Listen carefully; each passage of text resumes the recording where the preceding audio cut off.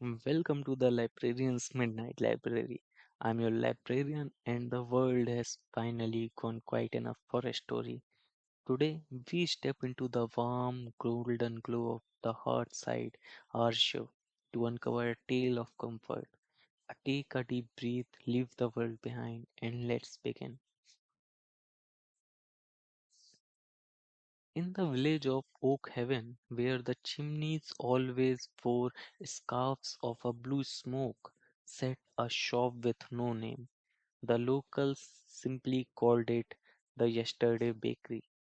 While other bakers woke at dawn to provide the freshest rolls for the morning rush, Old Man Barnaby did things differently. He didn't sell sourdough that was an hour old or croissant still hot from the stone. Barnaby was a curator of time. He sold memory loaves.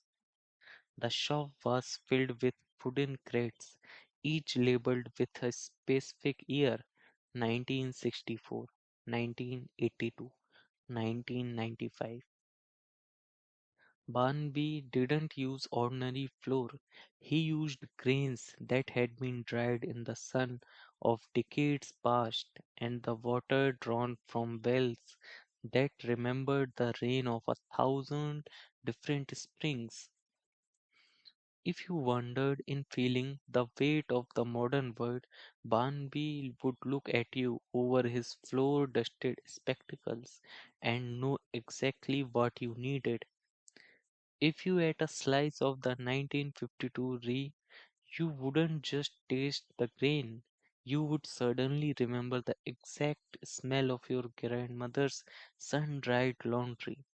If you tried the 1985 cinnamon twist, you would hear the faint nostalgic click of a cassette tape being pushed into a player and the distant sound of a summer radio hit. One afternoon, a weary traveler arrived at the door. He was a man who lived entirely for the future, constantly checking his watch, eyes fixed on his next destination, his pockets full of list of things yet to be done. He asked Barnaby why he wasted his time baking for the past. Barnaby smiled, his hands covered in flour that seemed to sparkle like stardust in the afternoon light. The future is raw dough, my friend, he said softly. It is sticky, unformed, and it has no soul yet. It is a promise, but you cannot live on promises alone. But the past is a perfectly baked loaf. It is crusty and golden. It sustains us when the present feels thin and the future feels cold. Barnaby handed the traveler a small braided roll from a basket labeled "The Year of First Steps." As the man took a bite, his shoulders dropped. The ticking of his watch seemed to fade into the background. He remembered the feeling of grass against his knees when he was a 5 years old.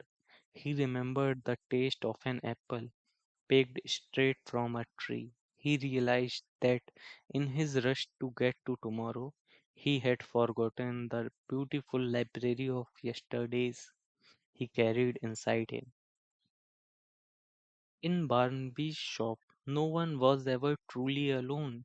Every bite brought back a friend who had moved away, a house that had been sold, or a feeling of safety that had long since drifted out of reach.